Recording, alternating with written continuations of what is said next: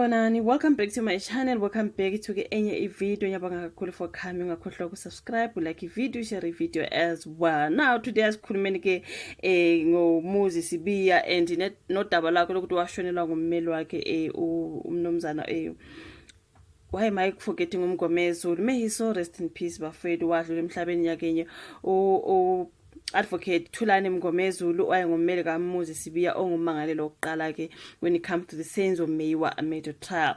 Now kwathiwa kuMuzi Sibiya uzoshe ukuthi where to and what to do after that. Remember before December sasikhuluma ngakho ukuthi bathi uMuzi Sibiya nguye kuzomelasha ukuthi manje kwenziwani ke after uyasidingela omunye umeli noma mhlambe kumele kwenziwe njani.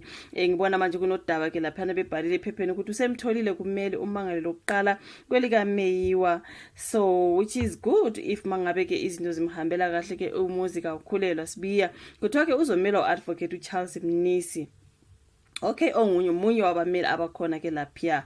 Now kuthiwa kuzomela nguadvocate Charles Mnisi umangalelo oqala umnumzana umuzi kakhulelwa Sibiya ecaleni lokubulawa kwayengunozintiki weOrlando Pirates nebafana bafana uSenzo Meyiwa. So lokhu kuvele enkantolo enkulu yasePitoli ngesikhathi ke kuhleleli icala ke now kusonga kunyaka ngoDisemba abameli babamangalela bayacela ukunikwa ithuba ke lokuthi bayodla amathambo engqondo ukuthi ngubani phakathi kwabo ozophakamisa isandla amele ke uSibiya. So lokhu kwenzeka emva kokuthi ke uSibiya eshonelwe ke ummeli wakhe uadvocate Thulani Mngomezulu emva kokugula ke ekwesikhashana.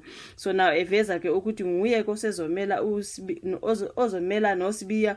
Umnisi uthe uceliwe ukuthi akalekelele, uthi ngivumile kodwa kusekhona okusashodayo ngokwamaphepha okusafanele ukuthi sikulungise. Ngikholwa ukuthi ke uma sibuya ngoJanuary 20 konke okushodayo kuzobe sekulungisile ke noSibiya. So now ebuzwa ke ijaji uRatham Kgwatleng ukuthi uyazi yini ngalokho uSibiya uvumile, wathi uyazi nomndeni wakhe futhi uyazi futhi ke ukuvumile lokho. UMkgwatleng ube esebeka kumbono ukuthi uma efuna umnisi angacela ke ukubheka amanothi kaMngomezulu athasisele ke kuwona uma ke esehluma ngemibuzo uBrigadier Bongani Gininda okungena ke osethula ubufakazi enkantolo. Uthi ngizobuza ke umndeni kaMngomezulu ukuthi asekhona yini lawo manothi ukuze ke uma ekhona awasebenzise. So ke okay kulindele ukuthi imali iqhubeka icala ke leli ngoJanuary 20 kuqhubeke uadvocate Zandile Msholo ke ngokupheka ngemibuzo uGininda kuzothi kumeqeda bese ke kuthatha yena ke umnisi amphose imibuzo eseqoke isigqoko sokumela ke konke noSibiya. So ke kuthiwa ke useye wamthola ke umeli umuzi kakhulelwa Sibiya. Kulona daba ke benginalo ke asiqhubeke ngolunye udaba. So kolunye indaba bengisafuna ukukhuluma ngale ntombazana ke okuthiwa ke ishonele eNigeria okuthiwa ke eyakwavale uPrimrose Vale. Lokho usatrendile uVale kuthiwa ke uhambe eNigeria eyovakashela abangani bakhe. Kodwa bendibonile before bebekhuluma ngokuthi ubeyovakashela iboyfriend Ntoni bafethu ngoba kubonakala lapha nesithombeni enalo bhuti of which bekushiwo ukuthi ke ilona soka lakhe. This is what was out there before. Kodwa ke mbona ke makuqhubeka ukukhulunywa ukuthi ubevakashele abangani bakhe futhi bekuzoba ibirthday yakhe. So ube eNigeria eyogubha ke usuku lakhe lokuzalwa.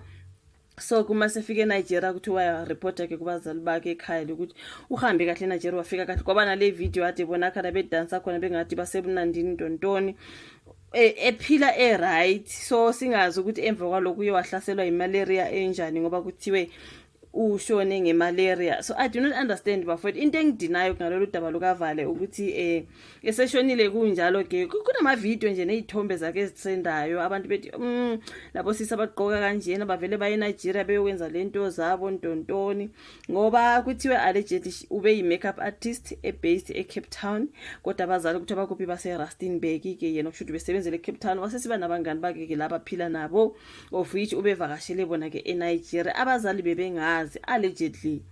So sebezwa ke kufuna ke umngane omunye ongiyosebika ukuthi uhappy useshonile le eNigeria. Manje ke lo bhuti ke lona nguye wevideo etrendayo okuthiwa useyamphika ke manje uthi uVale ubengavakashelanga yena, ubevakashela omunye umuntu. Khona umuntu amthengela iticket lokuze eNigeria Ntontoni uthi she did not come here to me, she came to someone else. mina-ke kwase ngoba ngumuntu engimaziyo engingaphila naye eCape Town, ngase ngiyamtshela ukuthi ngisendaweni sayohlangana ngoba nguyokhona nje eyithombeni laphana nosisi uHappy Valley. Sibona yena lo bhuti and ne-video naku-video nguye bathi ubani igama lakhe nje I can't pronounce it anyway. Nguyokovelayo uyachaza ukuthi why are people dragging me, she did not come here to see me, she came for someone but I had to meet her, blah blah blah blah. But ezithombeni ngendlela nje abangakhona ngathi, hey dude, are you sure she did not come there for you? Are you sure you are not the one who she came to visit? Like honestly speaking, like why kumele umuntu mengasekho emhlabeni manje niqale niyamphika bafowethu? I mean you were friends na organizer nonke ukuthi come the side izo enjoy ngapha. Umuntu seshoni seniyaqala futhi, no, she did not come to me, she did not come to me. Just say what happened. Help abazali bayakhala manje uba uyakhala uthi umntana wami kuthiwa kufuneka ngapha kaSolezi bebethe kufuneka u90,000 rands ukuthi umzimba wakho ukwazi ukulethwa ke eSouth Africa. Ngale bebekhulume ngo50,000 rands. I do not know how much is honestly needed. I'm just bored ukuthi sebeyamphika phela just because now she's deceased. Akusekozovuma ukuthi no ubevakashele mina engikhokha iticket lokuthi girl iza ngapha eNigeria. Sebeyaphika ke manje sekukhona abantu manje abathi no nabazali bakisitswana sabo asizwakali ngathi nje no they are not actually batswana ba South Africa, ngathi ngabase Mozambique. I do not care ukuthi wakuphi. Okusalayo usuke la eSouth Africa waye eNigeria noma sebuya umzimba wakuza la eSouth Africa uzothi manje wase Mozambique uzodlulela eMozambique. Umengi walana we do not know. Ngibona nje abantu bephikisana ngaye bafowethu. Umuntu she is deceased bafowethu. Nokuphikisana nje akusasizi. Umndeni ukhale wacela usizo, abazange bathi bacela usizo to South Africans, bacela usizo emphakathini, right?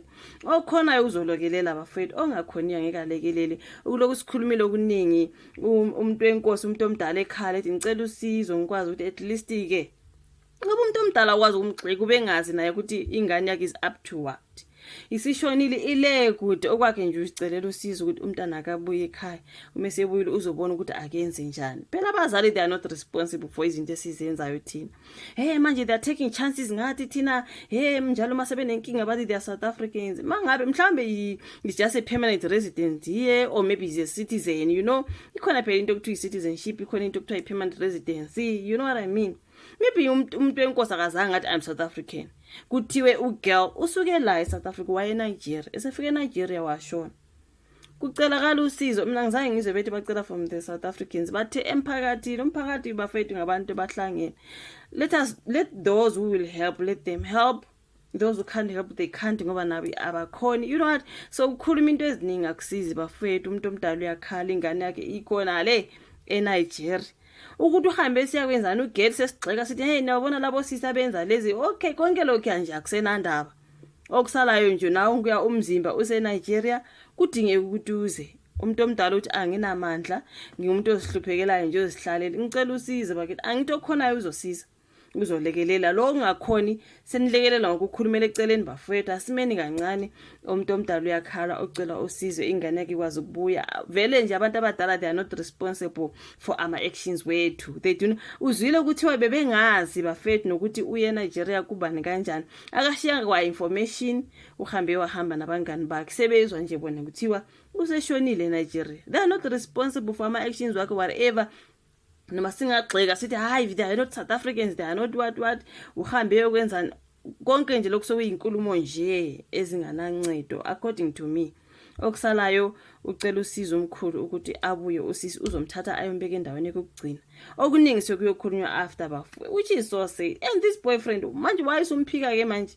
Why usumphika? Hayi bafowethu kunzima ke makunjalo girls. Let us be careful out there. Awuthi noma usuphuma uhambe emuntwini wakho akushiye nje omunye umuntu enama details ukuthi uya kuphi, ngubani kanjani, uyohlala phi, istrati, igama lestrati, indawo, yonke into at least kwenzela ukuthi anything happens at least abantu bakwazi ukuthi abaqonde phi kuyokudinga ke emdakaba. Kujena nje ugera ushonele eNigeria, this is something else, you know what I mean. Angazi your thoughts in the comment section, like i video, usubscribe, ukushare. Sesiyobonana kwenye landelayo. Bye.